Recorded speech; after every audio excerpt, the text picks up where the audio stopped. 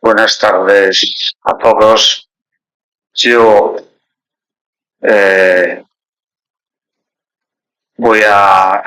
esta intervención que voy a tener la voy a hacer, intentaré hacerla breve para que podamos abrir un debate sobre lo que has puesto, Paco, que yo soy un admirador absoluto de él desde que le conocí y por eso, porque de amigo, he trabajado con él siempre que he podido. Y puedo decir que su proyecto es excepcional. Debo decirlo porque además vender 10.000 libros de fotografía, de un foto literario o fotoedición o como quiera llamarle, es tarea imposible. Y diré que está empezando a vender libros, porque este libro está en proceso de difusión mundial, los modeling, digamos, eso es increíble. Y yo cuando leí ese libro, bueno, yo ya lo conocí cuando se estaba gestando, solo puedo hablar elogiosamente de eso porque Paco es una persona desconocida, hizo un trabajo inédito, desbrozando su propio camino, nada de tendencias, nada de plagios, nada de nada, sino únicamente desbrozar su propio camino. Yo he traído un libro de haikus, que siempre escribí haikus, pero mi poesía es más tipo río, con poemas largos, pero siempre hubo algo en los haikus que tenía que ver sobre todo con la fotografía que hacía yo cuando me inicio con rigor ya en un proyecto fotográfico en los años 80, que es a raíz de haber estado en Estados Unidos y donde aprendo realmente a trabajar algo en fotografía, con rigor, la técnica para poder expresar formalmente un concepto. Lo que realmente me impacta, cuando fui joven, yo en la universidad hacía fotos, tenía un piso a los 20 años, y teníamos nuestro laboratorio, pero la fotografía dominante en Galicia y en España, en los tiempos de arte fotográfico y de todo esto, era fotografía social, fotografía con un alto contenido político, y yo me sentía absolutamente excluido. Amaba la imagen, porque para mí la fotografía era lo más marginal que había con la poesía y lo más barato. Inclusive tengo algún hecho Super 8 con Xavier Villaverde y el grupo de Novo Cine Galego. Éramos muy jóvenes y yo ya lo dejé, porque ya dependías de aquí. El poema, como la fotografía, era la misma cosa. Entonces, cuando me pongo a formalizar ya con un conocimiento, una serie de ideas muy vinculadas al concepto, sobre todo a la filosofía y a la poesía, a la literatura que me interesaban, ya estoy muy desprendido de los viejos traumas que arrastraba de la universidad. Cuando tú sí escribías en castellano, como prácticamente de aquella época, solo recuerdo 3 personas que escribíamos en castellano, amigos, uno de ellos es Antonio Molina, que se va a Madrid, y bueno, y también el novelista Rey Ballesteros, para mí un escritor fantástico, que hoy está en Los Ángeles de los Mortos, de la novela que escribía tomándose Cuba Libre, sí que es de lo mejor que está escrito en literatura en Galicia, de un nivel como Torrente Ballesteros. Bueno, yo escribía en castellano porque, como vosotros sabéis, el poema fluye, es la brusca irrupción de la palabra. Las palabras o vienen a ti o te dicen o no hay nada que hacer. La inspiración es algo que surge en los momentos más imprecisos y tú lo tienes que traducir en el idioma que te viene. Y tú te expresas con las palabras en ese idioma. Yo, con mi educación, sobre todo de mi madre, que era profesora de lengua, escribía muy bien el castellano y me había formado desde pequeño leyendo castellano. Eso fue lo que me motivó a escribir en castellano cuando realmente pensaba en gallego. Es decir, pensaba en gallego, quiero decir, tenía un sentimiento político en aquel momento muy vinculado a la política nacionalista, es decir, hablo de los años 70. Claro, entonces, a pesar de esto, escribía castellano. Esto me llevó a establecer una serie de conexiones de amistad con escritores en gallego, pero siempre yo vinculado al castellano, y me fue distanciando algo o bastante de publicar ya, digamos, en gallego. He escrito un libro prácticamente en gallego, pero bueno, las cosas son como son, diría yo, ¿no? Entonces, en esta época que fotografío a raíz de dominar un poco lo que es la foto, yo puedo decirlo, y hablaba Fernando, habló bastante de Sherry Levine y de, bueno, de Sean Sherman, de todos estos fotógrafos que elevaron la fotografía, le metieron en los circuitos del arte junto con gente que venía del minimal, o del art land o de estas cosas. Yo recuerdo la primera exposición de Cindy Sherman con Phil Steele, que estaba precisamente en Nueva York, y es cuando descubro toda esta fotografía paralelamente a las fotos de Weston y de Paul Strand, que se vendían por aquel entonces a 300 y 500 dólares. Es decir, cualquiera podía hacerse una colección que hoy valdría una. Yo, en ese momento, lo que sí compré fueron las primeras monografías de muchos de esos fotógrafos, que también son libros de coleccionistas, de esos clásicos como Strand o West, ¿no?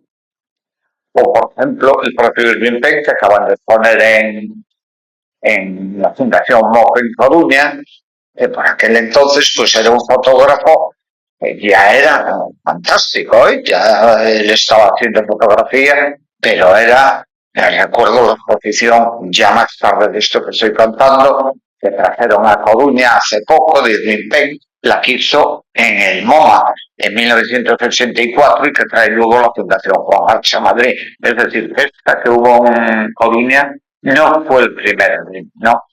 Y donde están los famosos platinos, los palabios, aquellas naturalezas muertas, y aquí tampoco está de forma que a mí me deja absolutamente impresionado, y me considero yo un malogrado por el documentalismo toda mi vida cuando veo el estudio portátil con el que viaja él en muchos sitios del mundo y hace pequeños mundos dentro de una habitación, ¿no? Eso pues es impresionante, porque él mismo viene a España, aquí no los ponen esas fotos, están hechas en España, los gitanos de Extremadura en concreto, en fotografía en el Atlas, lo más conocido son las fotos del Cuzco, y bueno, las que hacen de Omey, etcétera, etcétera, inclusive en Oceanía. Es un proyecto de él donde es un proyecto en cierto sentido. Se podría hablar en el debate sobre que la fotografía de por sí ya no cuenta nada. Después de algunos fotos ya no se puede hacer lo que dice Wallace Stevens en El ángel necesario, ver el mundo a través de tu mirada otra vez. Ya digamos que hoy en la fotografía tienes que hacer algo más. La fotografía en sí misma, como influencia en el mundo, hay muchas personas que piensan la fotografía como lo concebimos. Hablo hasta el salto hecho de lo visible, digamos, de lo material a lo inmaterial, que es el salto del analógico a lo visible. Es ya otra cosa. Hablaban de Photoshop.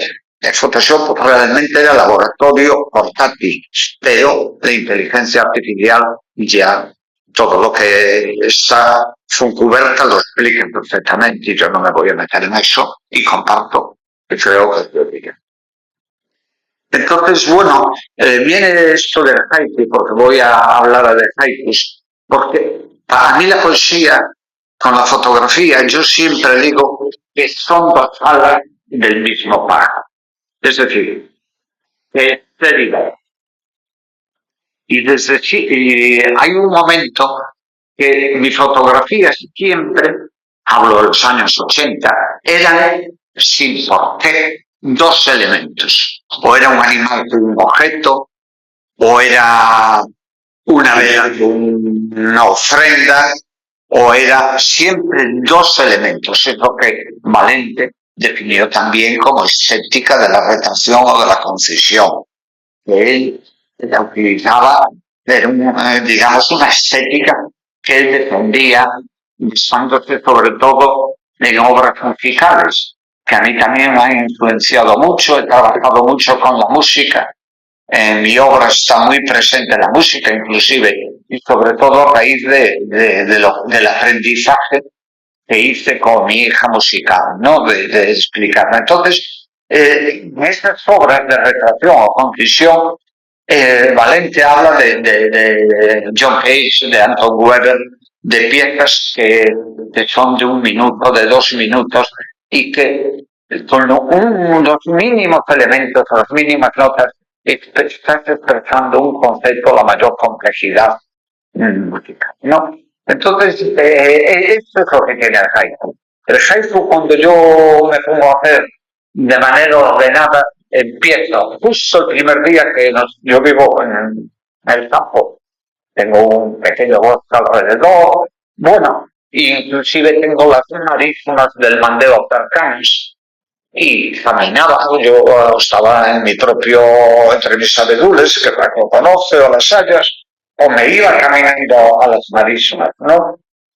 Entonces, fue un descubrimiento, lo hacía siempre a las 6 o 7 de la mañana, porque fue a partir de marzo, creo recordar, abril, ¿no? Entonces, cogí todos estos días largos y cada día escribía un haiku o no. Había días que no, otros días me salía otra cosa, pero empecé a formalizar esa experiencia de manera como fotográfica. El haiku ya sabéis que tiene mucho que ver con la estética zen, con el pensamiento zen, y es una construcción clásica japonesa que es, digamos que es métricamente muy sencillo. La métrica, debo añadir, que no te lidera, te constriñe. Es decir, a veces un concepto a través de la métrica te resulta más difícil de expresar. Pero en la poesía o te brota. Yo, por lo tanto, antes de aventurarme a decirles aquí una serie de cosas, voy a iniciar esta de pequeña exposición con uno de sus haikus. Cigüeña negra, errante soledad en las marismas. 5, 7, 5. El pájaro obviamente está muy presente desde hace 40 años y es un motivo de otro. Entonces voy a hablarles, he tomado unas notas estos 2 últimos días sobre una serie de conceptos que yo llevo manejando los 2 o 3 últimos años, que tienen que ver, que serían como propuestas propuestas que pueden ser tanto fotográficas como poéticas, como para cualquier otro medio de expresión, ¿no? Entonces, una de estas propuestas se refiere pues a la alta fantasía, a la que me voy a referir. Son 5 propuestas para sobrevivir en el siglo XXI, ¿no? La primera se va a referir a la alta fantasía y la segunda al silencio. Más sería extenderme ya de más. Y las diré de manera sintética. Por lo tanto, quisiera remitirme, para empezar, a unos versos de San Juan del Cruz, cuando él escribe: nunca te quieras satisfacer con lo que entendieres, sino con lo que no entendieres. Con lo que entendieres, no hay aventura creativa. Con lo que no entendieres es la nube del no saber. Es lo desconocido, a lo que se referían antes Paco y también, ¿no? Esta cita nos sitúa en un contexto poco previsible. Cuando el misterio, que todos sabemos que es místico, en griego, misterio, secreto, cuando el misterio nos interpela, cabría preguntarnos, ¿dónde acaba la fotografía o la poesía? ¿Dónde finaliza el lenguaje? Podríamos aventurarnos y afirmar que donde todo remite, abre las alas la poesía en el aire suspendido, abre las alas a lo indecible y a lo imaginario. Y lo imaginario, todos sabemos que quiere decir que la existencia humana es el vuelo de las imágenes y el interior de ese espacio generador, de ese pensar en imágenes, que es realmente de lo que trata un poco todas las ponencias que está viendo, ¿no? Pensar en imágenes, que es la memoria involuntaria y que es un viaje a la interioridad. Es un descenso a la interioridad de uno mismo, que es la memoria del mundo y es la memoria creativa. Esa memoria es siempre involuntaria. Desde esa perspectiva, la apuesta es irrenunciable. Se trataría de llevar la alta fantasía, que es la propuesta que digo yo, a la fotografía.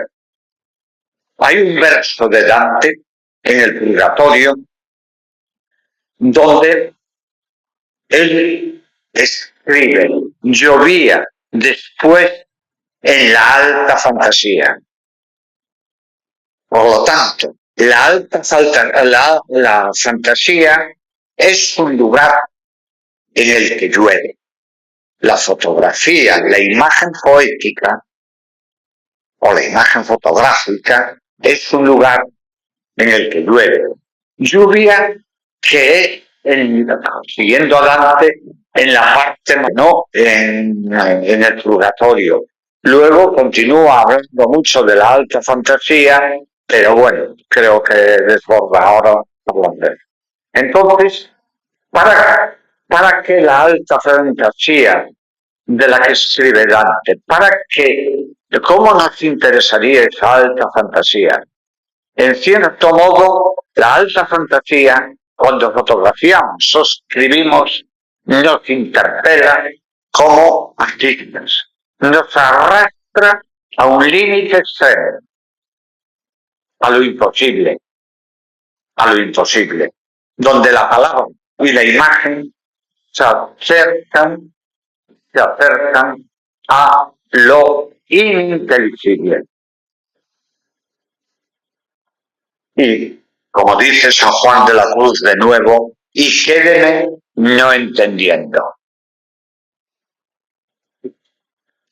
Por lo tanto, palabra y imagen, pues poesía y fotografía son elementos indisociables. Vuelan juntos en las dos alas del mismo pájaro. Tengo un segundo punto con algunas anotaciones hechas así por encima, luego podremos extendernos. Otro aspecto que yo creo, otra propuesta importante en esta reflexión de la fotografía del siglo XXI como misterio, como verdad enigmática, y fíjense que estoy diciendo verdad enigmática frente a esta idea tan extendida de la verdad y la mentira. Claro, ¿no? La fotografía tiene una parte de mentira. La verdad distinta la verdad. O sea, habría que hablar de la realidad, de reinventar de la realidad, de interiorizar la realidad, pero la fotografía en verdad es una verdad animal. Como misterio, es el silencio un elemento que nos induce a pensar en imágenes. Podríamos decir que el silencio tiene una dimensión metafísica, espiritual y sagrada. Sigo con San Juan, es el silencio que escribe Juan de la Cruz, es la puerta de entrada a la sabiduría. Pero el silencio está muy vinculado a la extrema escucha. La escucha acompaña siempre, de algún modo, el silencio. Y en ese escuchar se encuentra el propio silencio. Es una experiencia incierta para el artista o el poeta sentir el silencio. Nos remite a la historia de la fotografía.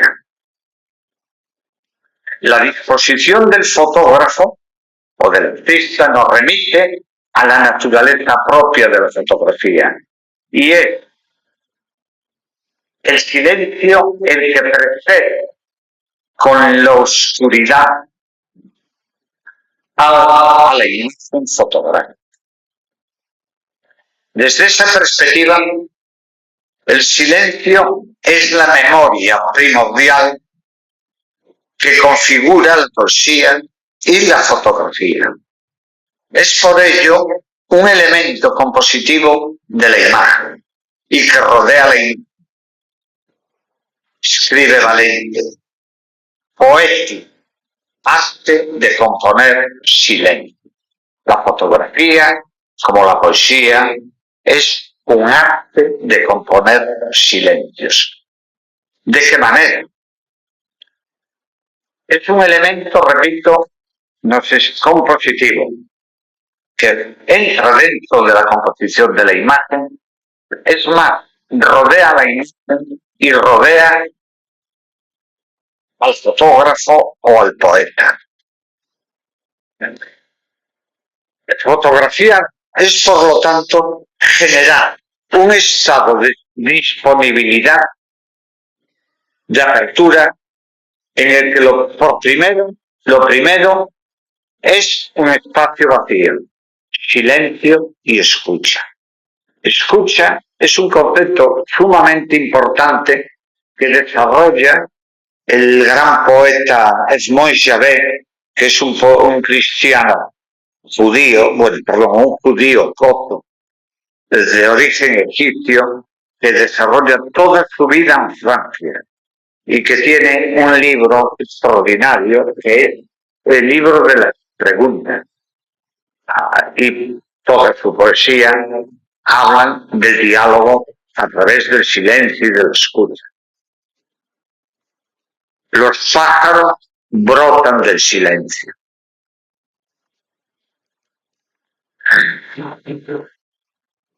Me referiré a continuación a Miguel de Molinos. Miguel de Molinos es una figura espiritual muy importante, creador del quietismo en 1675.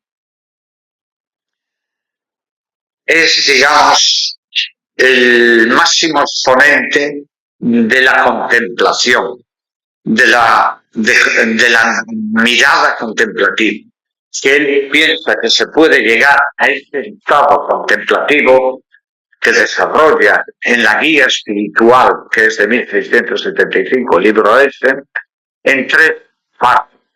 Primero, la fase de la palabra, que es la virtud.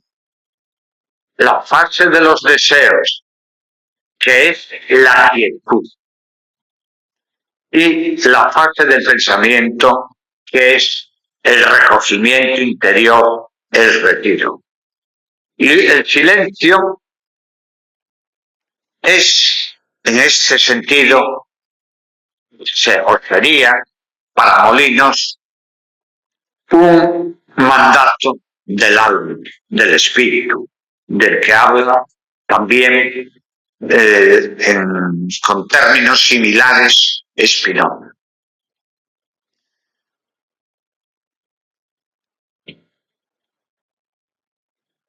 La postura de Miguel de Molinos, como la de San Juan de la Cruz o Juan de Ávila, nos conducen al silencio místico, que es, como decía hace un momento, el silencio contemplativo. En ese silencio indescifrable, a través de la mirada, el artista, el poeta, sondea lo oscuro, desoculta. Quiere decir que al desocultar la imagen, esta arde de vida. En este aspecto añadiríamos que la luz de la contemplación es siempre una luz interior. Es esa luz que desciende por tu interior como se busca agua en el fondo de un pozo. Lo que habla Novalis de la luz interior. Efectivamente, dicho esto de Molinos y San Juan, el silencio tiene un sentimiento de trascendencia. Ezra Pound, que todos sabéis que tuvo la experiencia, bueno, él fue uno de el que le pulió el libro La Tierra Maravilla a Eliot, uno de los mejores libros del siglo XX, La Tierra Baldía, cuando se lo cogió Ezra Pound. Hay la edición facímil, agotadísima desde hace años. Está toda con pensaduras y le va puliendo el libro. Fijaros la autoridad de Pound. Todos se aconsejaban con Pound. Fue el máximo exponente de las vanguardias en los años 20, 30. Luego, era un hombre influenciado por la cultura china, por la cultura griega, y tiene un libro de cadena, que son los cantos, que para entenderlo hay que leerse algo sobre él, que tiene múltiples referencias. Yo lo utilicé un poema que no están los cantos, porque son unos cantos añadidos, lo utilicé para una instalación sonora, el canto, yo creo que 70-20. Entonces, en la Segunda Guerra Mundial, pues tiene cierta empatía y hace unos programas de radio apoyando a Mussolini y también porque estaba vinculado a corrientes de vanguardia italianas. Eso le hace que cuando acaba le metan en una jaula de hierro, y les pongan al público. Fue la mayor humillación posible y el pisoteo absoluto. Él preferiría que le hubiera fusilado o haberse muerto. Un intelectual a favor de él, como persona, como poeta, que le liberó, se fue a vivir a Venecia y guardó silencio. Está enterrado en Saint-Michel, en Venecia. Entonces, es un ejemplo extremo de una postura de silencio, que además, de alguna manera, estaba ya dentro de todo. Yo, para salir un poco de esto, voy a leer dos haikus y luego explico el concepto, que es lo que tenía más pensado de las dos. Noche habitada. La risa de una rana en la hojarasca.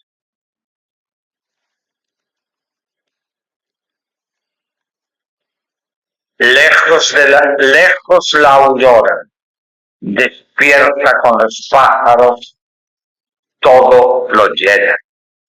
Bien, voy a hablar de la tercera apartado muy brevemente, que es el título de esta charla, ¿no?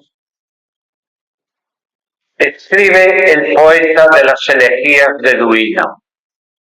Tu primera palabra ha sido luz y se hizo el tiempo. Es decir, la fotografía, como dice Reina María Rilke, es luz y tiempo. Estos versos de Rilke resuenan con intensidad y rememoran, más allá de la poesía, lo que es la fotografía, la luz. La luz, lo que definió Camprano como imagen única. La luz es lo que le da la forma a la belleza. Sin la luz no existe la fotografía.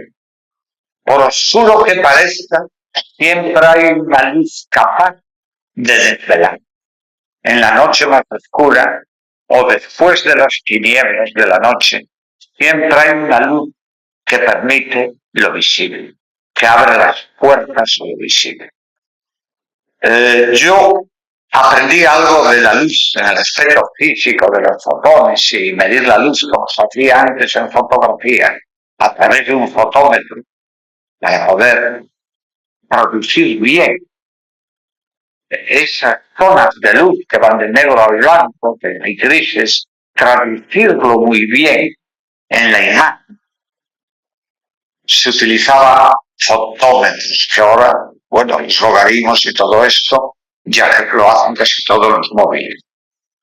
Pues la luz, yo aprendí bastante con Néstor Almendros, al que conocí después de rodar la película Días del Cielo, que es una película que le dieron el Oscar por la luz, como director de fotografía, y con el que hizo un curso de una semana, hicimos amistad, y esta película la rodó toda con luz crepuscular. Cuando se ponía el sol, empezaba él a filmar. Yo en mis fotografías siempre la luz es lo primero que me ha seducido. Es decir, que he trabajado con la luz gris, que es la luz abisal, la luz oceánica, que traen las borrascas en el otoño y en el invierno. Esa luz abisal, que es la luz gris, es lo que Valente llama la oscura luz del engendramiento. Es decir, la belleza del engendra con la luz, indiscutiblemente. Entonces he usado mucho esa luz gris durante mucho tiempo, blanco y negro. En blanco, reducirlo a través de la luz y el revelado en un 5% de gris o 10, lo que fuera. He trabajado con esa luz, que tiene también mucho que ver del Nissen Abim, por la puesta en escena. Luego, la luz que después de trabajar durante 10 años ininterrumpidos, utilizando esta luz que diría Manolo Rivas, que es consecuencia de la boina que se pone en invierno, en el otoño, y que dura esta primavera, sobre Galicia. Otra luz que utilicé mucho fue cuando empecé a trabajar con luz de vela. Yo conocía la pintura de este hombre, ¿cómo se llama? El pintor este francés fantástico, que todos sus cuadros están hechos con luz de vela. No sé si os dais cuenta de quién es. Este pintor, se lo pusieron en el Prado hace poco, todo su pintura es con luz de vela. Yo, por casualidad, porque de niño recordaba que se iba mucho la luz en Galicia, pues ya viviendo en el campo, se fue la luz 2 días y utilicé velas y empecé a fotografiar con luz de vela, pero justo con la luz crepuscular, es decir, para que era como un apoyo, la luz de vela con luz crepuscular. La vela es el símbolo de la existencia. Hoy ahora lo ha citado Fernando. Y claro, el libro que escribió Gastón Bachelard, La llama, dedicado a la llama. Y yo es la luz que más me ha hecho temblar. Es una emoción extrema, porque tú ves a través de la vela cómo se consume tu propia existencia. Es crepitar, cómo va avanzando. Y yo diría que la llama es la mística absoluta, la luz de la llama. Luego trazado, es decir, la luz de la llama vinculada a la crepuscular. Y he utilizado también lo que yo llamo la luz aurorada. Es decir, a la aurora, todos los paisajes he procurado, casi todos, hacerlos con luz aurorada. Es decir, lo que se conoce como la hora azul, ¿no? Cuando tú llegas por la noche a un sitio, has estudiado todo y con esa luz del despertar, que es el sueño del despertar, tú fotografías un paisaje. Lo de menos es ya la naturaleza del paisaje, porque es que la tierra está respirando las nieblas y es una sensación de vaciado que no existe en ninguna de otra manera. Hace poco, bueno, y esto lo he hecho sobre todo en paisajes diferentes, ¿no?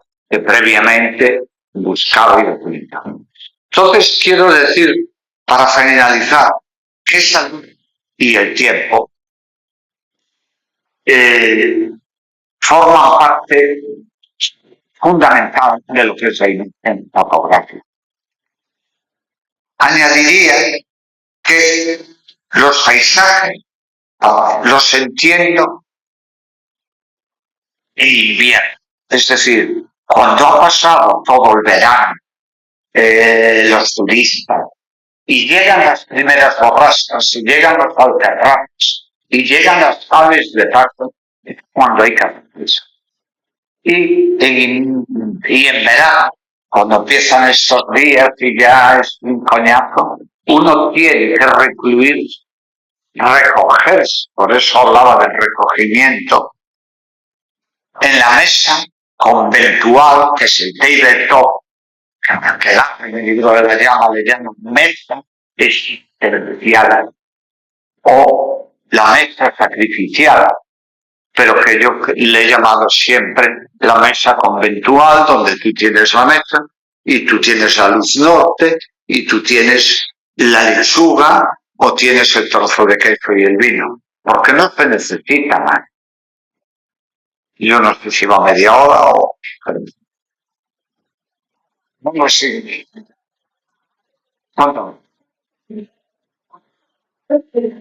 Bueno, pasamos al debate.